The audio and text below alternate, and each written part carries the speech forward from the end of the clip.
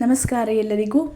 ಶ್ರೀದೇವಿ ಭಾಗವತ ಮಹಾಪುರಾಣದ ಮೊದಲನೇ ಸ್ಕಂದದ 18ನೇ ಅಧ್ಯಾಯದ 3ನೇ ಭಾಗಕ್ಕೆ ಎಲ್ಲರಿಗೂ ಸ್ವಾಗತವನ್ನು ಕೋರ್ತಾ, ಹಿಂದಿನ ಅಧ್ಯಾಯದಲ್ಲಿ ಮನಸ್ಸಿನ ವಿಷಯಗಳ ಬಗ್ಗೆ ಜನಕ ಮಹಾರಾಜ ಶುಕಮುನಿಗೆ ಸುಮಾರು ಮಾಹಿತಿಗಳನ್ನು ನೀಡಿದ್ದ. ಆತ ಕೇಳಿದ ಪ್ರಶ್ನೆಗೆ ಉತ್ತರವನ್ನು ಕೊಟ್ಟಿದ್ದ ಜನಕ ಮಹಾರಾಜ.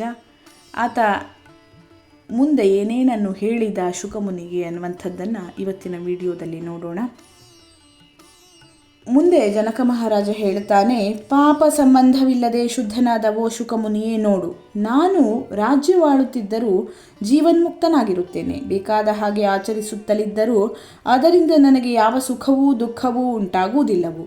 ಓ ದೋಷಗಳಿಲ್ಲದವನೇ, ಬಂದೊದಗುವ ಸುಖ ದುಃಖಗಳನ್ನು ಅನುಭವಿಸುತ್ತಾ ಗೃಹಸ್ಥಾಶ್ರಮಕ್ಕೆ ಮತ್ತು ದೊರೆತನಕ್ಕೆ ಯೋಗ್ಯವಾದ ಆಯಾಯ ಕರ್ಮಗಳನ್ನು ನಾನಾ ರೀತಿಯಲ್ಲಿ ಆಚರಿಸುತ್ತಿದ್ದರೂ ನಾನು ಹೇಗೆ ನಿರ್ಲಿಪ್ತನಾಗಿ ಜೀವನ್ಮುಕ್ತನಾಗಿರುತ್ತೇನೆಯೋ ನೀನು ಹಾಗೆಯೇ ಆಗು ಎಂದರೆ, ಸುಖ ದುಃಖಗಳಲ್ಲಿ ರಾಗದ್ವೇಷಗಳಿಲ್ಲದೆ ಉದಾಸೀನನಾಗಿರುತ್ತಾ ಎಲ್ಲ ಕರ್ಮಗಳನ್ನು ದೇವಿಯ ಪ್ರೀತಿಗೆಂದು ಮಾಡುತ್ತಿರುವುದರಿಂದ ನಿರ್ಲಿಪ್ತನಾಗಿದ್ದೇನೆ ಎಂಬ ಭಾವ. ಅವಿದ್ಯಾದಿ ಜಡ ಜಗತ್ತು ದೃಶ್ಯವೆಂದು ಹೇಳಲ್ಪಡುತ್ತದೆ. ಇಂತಹ ದೃಶ್ಯದಿಂದ ಅದೃಶ್ಯವು, ದ್ರಷ್ಟವು, ಪರಮಾರ್ಥ ವಸ್ತುವು ಆಗಿರುವ ಆತ್ಮವು ಹೇಗೆ ಬಂಧಿಸಲ್ಪಟ್ಟಿತು? ಹೀಗೆ ಆಕಾಶಾದಿ ಪಂಚಭೂತಗಳು, ಅವುಗಳ ಶಬ್ದವೇ ಮೊದಲಾದ ಗುಣಗಳು ದೃಶ್ಯಗಳು. ಹೀಗೆ ಅದೃಶ್ಯನಾದ ಆತ್ಮನನ್ನು ಅನುಮಾನದಿಂದ ಊಹಿಸಬೇಕೇ ಹೊರತು ಅವನು ಇಂದ್ರಿಯಾದಿಗಳಿಗೆ ಗೋಚರನಾಗುವುದಿಲ್ಲ. ಅವನು ಸಾಕ್ಷಿ ಪ್ರಕಾಶ ಸ್ವರೂಪನು, ಹುಟ್ಟು ಮೊದಲಾದ ಎಲ್ಲ ಬಗೆಯ ವಿಕಾರಗಳಿಲ್ಲದವನು, ಗುಣದೋಷಗಳ ಲೇಪವನ್ನು ಹೊಂದದವನು. ಇಂತಹವನು ಹೇಗೆ ಅಜ್ಞಾನ ಮುಂತಾದವುಗಳಿಂದ ವಾಸ್ತವವಾಗಿ ಬಂಧಿಸಲ್ಪಟ್ಟಾನು? ಹಾಗಾದರೆ ಬಂಧವು ಅನುಭವಿಸಲ್ಪಡುತ್ತಿದೆಯಲ್ಲವೇ? ಇದು ಏತರಿಂದ ಎಂದರೆ, ಹೆಚ್ಚಾದ ಸುಖ ದುಃಖಗಳಿಗೆ ದೋಷವುಳ್ಳ ಮನಸ್ಸೇ ಕಾರಣವು. ಮನಸ್ಸು ನಿರ್ಮಲವಾದರೆ ಎಲ್ಲವೂ ನಿರ್ಮಲವು. ವರ್ಣಾಶ್ರಮ, ಧರ್ಮ, ಕರ್ಮ, ಉಪಾಸನೆ ಮುಂತಾದವುಗಳನ್ನು ಆಚರಿಸಿ ಆ ಮನಸ್ಸು ನಿರ್ಮಲವಾದ ಮೇಲೆ ಎಲ್ಲವೂ ನಿರ್ಮಲವಾಗುತ್ತದೆ. ಅಜ್ಞಾನವು ಹೋಗಿ ಆತ್ಮಜ್ಞಾನವಾಗುತ್ತದೆ. ಆದುದರಿಂದ ಎಲ್ಲ ಪವಿತ್ರವಾದ ಕ್ಷೇತ್ರಗಳಿಗೆ ಹೋಗಿ ಆಯಾಯ ತೀರ್ಥಗಳಲ್ಲಿ ಸ್ನಾನ ಮತ್ತು ದೇವರ ದರ್ಶನವನ್ನು ಮಾಡುತ್ತಾ ಇದ್ದರೂ ಎಲ್ಲಿಯವರೆಗೆ ಮನಸ್ಸು ನಿರ್ಮಲವಾಗದೇ ಇರುವುದೋ ಅಲ್ಲಿಯವರೆಗೆ ಇವೆಲ್ಲವೂ ವ್ಯರ್ಥವಾಗುತ್ತದೆ. ಆದರೂ ಮನಸ್ಸು ಶುದ್ಧವಾಗುವವರಿಗೆ ಇದನ್ನು ಬಾರಿ ಬಾರಿಗೂ ಮಾಡುತ್ತಿರಬೇಕು. ದೇಹವಾಗಲಿ, ಜೀವನವಾಗಲಿ, ಇಂದ್ರಿಯಗಳಾಗಲಿ ಬಂಧ ಮೋಕ್ಷಗಳಿಗೆ ಕಾರಣವಾಗುವುದಿಲ್ಲ. ದುಷ್ಟರನ್ನು ತನ್ನ ತಪೋ ಮಹಾತ್ಮೆಯಿಂದ ಶಿಕ್ಷಿಸತಕ್ಕ ಓ ಶುಕಮುನಿಯೇ, ಮನಸ್ಸಿನಿಂದಲೇ ಸಂಸಾರ ಬಂಧವೂ ಮೋಕ್ಷವೂ ಉಂಟಾಗುತ್ತದೆ. ಆದುದರಿಂದ ಮನಃಶುದ್ಧಿಯು ಮುಖ್ಯವು. ಆತ್ಮನು ಯಾವಾಗಲೂ ಶುದ್ಧನು ಹಾಗೂ ಮುಕ್ತನು. ಅವನಿಗೆ ಯಾವುದರಿಂದಲೂ ಯಾವಾಗಲೂ ಬಂಧವಿಲ್ಲ. ಬಂಧವೂ ಮೋಕ್ಷವೂ ಮನೋಧರ್ಮಗಳು. ಆ ಮನಸ್ಸು ನಿಷ್ಕಾಮ ಕರ್ಮಾಚರಣೆ, ವೇದಾಂತ ವಾಕ್ಯಗಳ ಮನನ ಮುಂತಾದವುಗಳಿಂದ ನಿರ್ಮಲವಾದರೆ ಎಲ್ಲವೂ ಶಾಂತವಾಗುತ್ತದೆ. ಹಾಗೆಯೇ ಗೆಳೆಯ, ಉದಾಸೀನವೆಂಬ ಭೇದಗಳೆಲ್ಲವೂ ಮನಸ್ಸಿನಿಂದ ಕಲ್ಪಿಸಿಕೊಂಡವುಗಳು.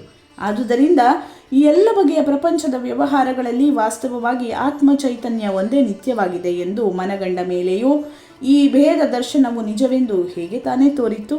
ಅದು ತೋರಿಕೆಯಾಗಿರಬೇಕೆಂದು ಏರ್ಪಡುತ್ತದೆ. ಹೀಗೆ ಬ್ರಹ್ಮ ಸತ್ಯಂ ಜಗನ್ಮಿಥ್ಯ ಎಂಬ ಸಿದ್ಧಾಂತವನ್ನು ಮನಗಾಣಬೇಕು. ನಾನು ಎಂದು ಕರೆಯಲ್ಪಡುವ ಅಹಂ ಪದಾರ್ಥವಾದ ಜೀವವು ವಸ್ತುತಃ ಬ್ರಹ್ಮಸ್ವರೂಪವೇ. ಇದರಲ್ಲಿ ಸಂಶಯವಿಲ್ಲವು. ಪರಮಾರ್ಥವಲ್ಲದ ನಾನು ಬೇರೆ, ಬ್ರಹ್ಮವು ಬೇರೆ ಎಂಬ ಜೀವಬ್ರಹ್ಮ ಭೇದ ಬುದ್ಧಿಯು ಈ ವ್ಯಾವಹಾರಿಕವಾದ ಸಂಸಾರದಲ್ಲಿ ಮಾತ್ರ ಅನಾದಿಯಾದ ಅಜ್ಞಾನದ ಪ್ರಭಾವದಿಂದ ಉಂಟಾಗುತ್ತದೆ. ಇಲ್ಲಿ ವಿದ್ಯೆ ಅಥವಾ ಜ್ಞಾನವು ಎರಡು ಬಗೆಯಾಗಿದೆ. ಒಂದು ಬ್ರಹ್ಮ ಮತ್ತು ಜೀವರಿಗೆ ಸಮಾನವಾದ ಸ್ವರೂಪ ಜ್ಞಾನವು, ಎರಡನೆಯದು ಜೀವರಿಗೆ ಮಾತ್ರವಿರುವ ವೃತ್ತಿರೂಪ ಜ್ಞಾನವು. ಈ ಭೇದ ಬುದ್ಧಿಯೇ ಅಜ್ಞಾನ ಅಥವಾ ಅವಿದ್ಯೆ ಎಂಬುದಾಗಿದೆ. ಬ್ರಹ್ಮವಿದ್ಯೆಯು ಆ ಅವಿದ್ಯೆಯನ್ನು ಹೋಗಲಾಡಿಸುತ್ತದೆ. ಆದುದರಿಂದ ವಿದ್ಯೆಗಳೆರಡನ್ನೂ ಅನುಭವಕ್ಕೆ ತಂದುಕೊಳ್ಳಬೇಕು. ಇದೇ ಜೀವರು ದೇವರು ಚೈತನ್ಯಾಂಶದಲ್ಲಿ ಸಮಾನರು ಎಂಬ ಬ್ರಹ್ಮಾತ್ಮೈಕ ಜ್ಞಾನವು. ಇದರಿಂದ ಭೇದ ಜ್ಞಾನ ಸ್ವರೂಪವಾದ ಜೀವದ ಮನೋವೃತ್ತಿ ಸ್ವರೂಪವಾದ ಅವಿದ್ಯೆಯು ನಾಶವಾಗುತ್ತದೆ.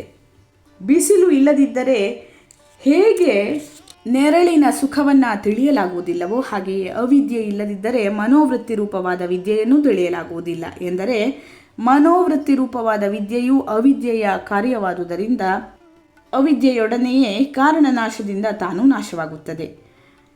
ಹೇಗೆ ಬಗ್ಗಡವಾಗಿರುವ ನೀರಿನಲ್ಲಿ ಹಾಕಿದ ಚಿಲ್ಲದ ಬೀಜದ ರೇಣುಗಳು ನೀರಿನ ಕೊಳೆಯನ್ನು ತಮ್ಮನ್ನು ಕೆಳಕ್ಕೆ ಎಳೆದು ನೀರನ್ನು ತಿಳಿ ಮಾಡಿಬಿಡುತ್ತವೆಯೋ, ಮತ್ತು ಕಾಸಿದ ಕಬ್ಬಿಣದ ಸಲಾಕೆಯಲ್ಲಿ ನೀರನ್ನು ಹಾಕಿದರೆ ಹೇಗೆ ಉಷ್ಣದೊಡನೆಯೇ ಜಲವು ಇಂಗಿ ಹೋಗುವುದೋ, ಅಂತೆಯೇ ಅಜ್ಞಾನವು ಮನೋವೃತ್ತಿಗಳು ಅಳಿಯುತ್ತವೆ ಎಂದು ತಿಳಿಯಬೇಕು. ಅಲ್ಲದೆ ಚೈತನ್ಯ ಒಂದೇ ತತ್ವವೆಂದು ಸಿದ್ಧವಾದ ಮೇಲೆ ಈ ಪ್ರಪಂಚವು ಬದಲಾಯಿಸುತ್ತಿರುವುದು ನಶ್ವರವೂ ಆದುದರಿಂದ ಬರಿಯ ತೋರಿಕೆಯಾಗಿರಬೇಕೆಂದು ಏರ್ಪಡುತ್ತದೆ. ಹೀಗೆ ಬ್ರಹ್ಮ ಸತ್ಯಂ ಜಗನ್ಮಿಥ್ಯಾ ಎಂಬ ಸಿದ್ಧಾಂತವನ್ನು ಮನಗಾಣಬೇಕು.